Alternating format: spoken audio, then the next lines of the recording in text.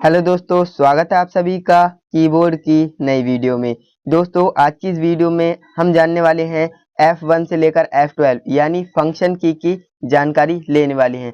आप देख सकते हैं इसे हम फंक्शन कीबोर्ड कहते हैं। F1 से लेकर F12 तक हमारे पास कीज होती हैं एंड इनसे हम शॉर्टकट्स भी बनाते हैं। और दोस्तों आज की इस वीडियो में आपको फंक्शन की A to Z पूरी जानकारी मिलने वाली है। नमस्कार दोस्तों, मैं वीर प्रजापति स्वागत करता हूं एक बार फिर से आप सभी का वीर कंप्यूटर एजुकेशन यूट्यूब चैनल पर। तो दोस्तों आपसे एक रिक्वेस्ट है, इस वीडियो को कंप्लीट देखिएगा, आपको कंप्लीट जानकारी हो जाने वाली है फंक्शन कीबोर्ड की। और दोस्तों अगर आप कीबोर्ड में मास्टर बनना चाहते हो तो आपको F1 से F12 तक पूरी फंक्शंस कीज का आना बहुत ज़्यादा ज़रूरी है, बिकॉज ये आपके शॉर्टकट्स को क्रिएट करती हैं और काफ़ी अच्छा वर्क करती हैं। तो चलिए दोस्तों आज की इस वीडियो को शुरू करते हैं एंड देखते हैं F1 से F12 तक की इसका क्या मतलब होता है एंड ये क्या क्या वर्क करती हैं। तो चलिए दोस्तों वीडियो को स्टार्ट कर लेते हैं। दोस्तों मैं आपको बता दूं, अगर आपको इनके PDF नोट्स चाहिए तो मैं आपको टेलीग्राम चैनल पर प्रोवाइड करा दूंगा। अगर आपने अभी तक हमारे टेलीग्राम चैनल को ज्वाइन नहीं किया है तो फटाफट से ज्वाइन करो यार, बिल्कुल फ्री है एंड वहां पर मैं आपको computer related software and notes provide कराते रहता हूं, तो आपको जरूर से उसे ज्वाइन करना चाहिए। तो आपको लिंक डिस्क्रिप्शन में मिल जाएगा या फिर आप हमारे चैनल पर जाएंगे तो वहां पर एक मैंने वीडियो बना रखी है टेलीग्राम से आप कैसे ज्वाइन कर सकते हैं, है ना। तो आप उसे वॉच कर लीजिएगा एंड आपको नोट मिल जाएंगे। तो चलिए दोस्तों अब मैं आपको बताता हूँ F1 से लेकर F12 की का क्या मतलब होता है। तो दोस्तों सबसे पहले हमारी आती है F1 की, है ना। F1 की आती है एंड इसका क्या मतलब होता है मैं आपको बता देता हूँ। किसी भी सॉफ्टवेयर का हेल्प एंड सपोर्ट सेंटर को ओपन करने के लिए हम F1 का यूज करते हैं। तो दोस्तों आपको समझ में आया होगा, किसी भी सॉफ्टवेयर यानी कोई भी सॉफ्टवेयर हो सकता है, MS Word, MS Excel, PowerPoint, कोई भी सॉफ्टवेयर हो सकता है। अगर आप उसमें हैं और आप F1 की को प्रेस कर देते हो तो आपका जो है उस सॉफ्टवेयर का जो है help and support centre open हो जाता है एंड वहां से आप हेल्प ले सकते हो। तो चलिए दोस्तों अब नेक्स्ट की के बारे में पढ़ते हैं जो कि हमारी F2 की होने वाली है। तो दोस्तों F2 की का हम यूज करते हैं किसी भी फाइल या फोल्डर को रीनेम करने के लिए या फिर प्रिंट प्रीव्यू देखने के लिए, है ना। चलिए इसका यूज कैसे करते हैं मैं आपको बताता हूँ। आप मान लीजिए किसी सॉफ्टवेयर में है, अगर आप फाइल या फोल्डर का जो है नेम बदलना चाहते हैं तो आपको करना क्या है, उस फोल्डर पर आप माउस से क्लिक करेंगे एंड F2 की को प्रेस कर दोगे तो वहां पर जो है फाइल या फोल्डर का रीनेम कर सकते हो। तो दोस्तों आप समझ ही गए होंगे, कोई फोल्डर है, अगर आप उस पर एक बार क्लिक करते हो एंड F2 प्रेस कर देते हो तो वहां पर आप उस फाइल को या फिर उस फोल्डर को रीनेम कर सकते हो। एंड फ्रेंड्स अब हमारी नेक्स्ट फंक्शन की आती है जो कि है F3। तो दोस्तों F3 का यूज हम सर्च ऑप्शंस को करने के लिए करते हैं। कंप्यूटर में या इंटरनेट में किसी भी जगह से F3 बटन को दबाएंगे तो वहां पर सर्च ऑप्शन आ जाता है। तो सिंपल सा यूज है, अगर आप F3 बटन दबाते हो तो वहां पर आपका सर्च ऑप्शन आ जाता है। नेक्स्ट हमारी फंक्शन की है जिसका जो कि है F4, है ना। F4 का हम यूज करते हैं शट डाउन या फिर क्लोज विंडो करने के लिए। आप जानते हैं अल्ट के साथ F4 करेंगे तो आपका जो है जो सेटअप है वो बंद हो जाता है, यानी शट डाउन कर सकते हो। एंड इसका जो है शट डाउन या फिर क्लोज विंडो करने के लिए करते हैं। अब मैं आपको बताता हूँ कैसे। फंक्शन की को अल्ट के साथ प्रेस करने से जो खुला हुआ प्रोग्राम होता है या सॉफ्टवेयर होता है वो तो बंद हो ही जाता है। अगर आप इसे डेस्कटॉप पर अल्ट प्लस F4 दबाएंगे तो वहां पर आपका जो डेस्कटॉप लैपटॉप कंप्यूटर है वो शट डाउन हो जाता है, ऑप्शन खुल जाता है शट डाउन करने का, है ना। दोस्तों F4 की का इतना सही मतलब है, आई होप आप अच्छे से समझ गए होंगे। अब नेक्स्ट फंक्शन की आती है जो कि है F5। F5 का हम इस्तेमाल करते हैं रिफ्रेश या रीलोड करने के लिए। अब दोस्तों कैसे करते हैं वो मैं आपको बताता हूँ। इस फंक्शन की को दबाने से रनिंग विंडो या एप्लीकेशन रिफ्रेश होती है। ब्राउजर रिफ्रेश करने के लिए भी हम इसी फंक्शन की का इस्तेमाल करते हैं। अब दोस्तों मैं आपको बताता हूँ, अब आप किसी ब्राउजर पे हो एंड वहां पर आपकी जो साइट है वो लोड नहीं हो रही तो आप वहां पर सिंपली F5 प्रेस कर दोगे तो वहां पर जो है रिफ्रेश हो जाएगी, रीलोड हो जाएगी, है ना।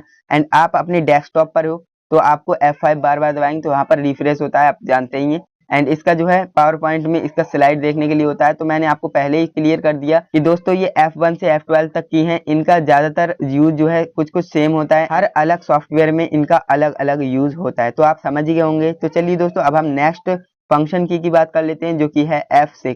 F6 का यूज हम MS DOS फाइल सेव करने के लिए करते हैं या फिर एड्रेस बार चेक करने के लिए करते हैं। अब कैसे करते हैं वो मैं आपको बताता हूँ।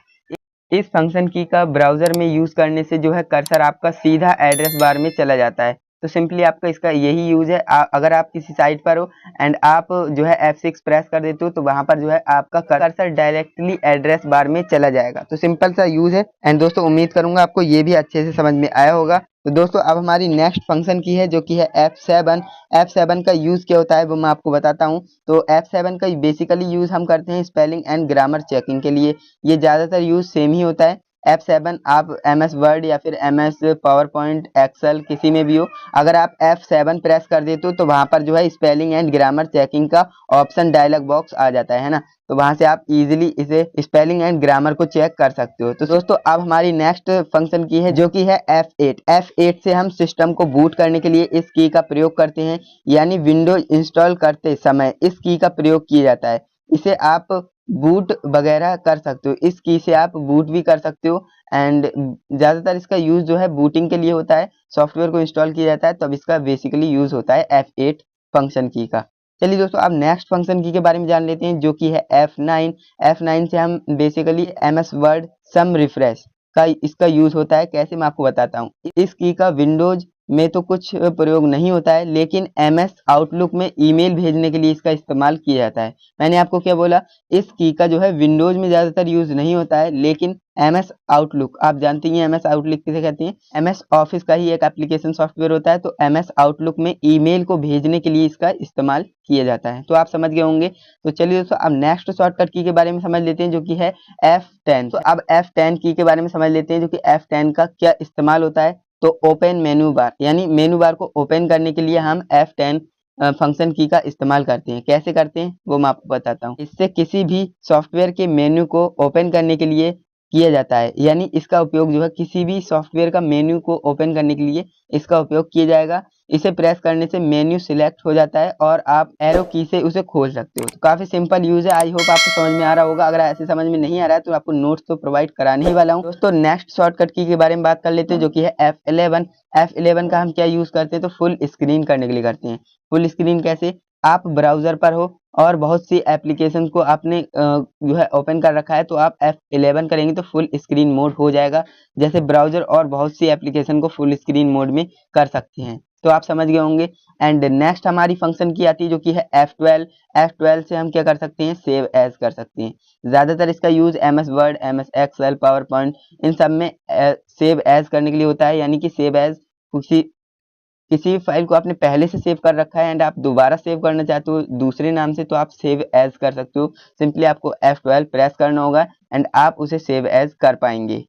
तो दोस्तों ये मैंने आपको F1 से F12 तक सभी फंक्शन की को बिल्कुल डीपली एक्सप्लेन कर दिया है। तो अब अगर आपको F1 से लेकर F12 की के नोट्स चाहिए ना, तो नोट्स आपको टेलीग्राम चैनल पर मिलेंगे। आप टेलीग्राम चैनल जरूर से ज्वाइन करिएगा, लिंक आपको डिस्क्रिप्शन में मिल जाएगा, इजीली ज्वाइन कर सकते हो। अदरवाइज आप क्या करेंगे, टेलीग्राम चैनल पर जाएंगे, वहां पर आप सर्च करेंगे वीर कंप्यूटर एजुकेशन, तो वहां पर हमारा चैनल आ जाएगा।